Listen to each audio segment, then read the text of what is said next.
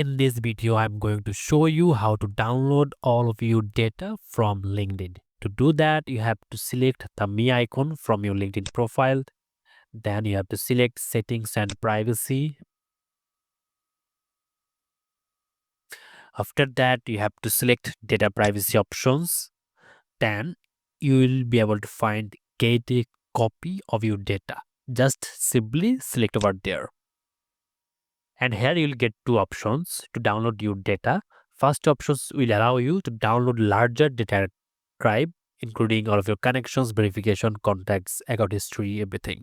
But if you want to download some specific sections of your profile, like your articles, invitations, profile, whatever you want, you can download. Then you just need to simply click here, Request Archive. Then you'll be able to download all of your data together or some specific data in that way, and your download will be ready within 24 hours.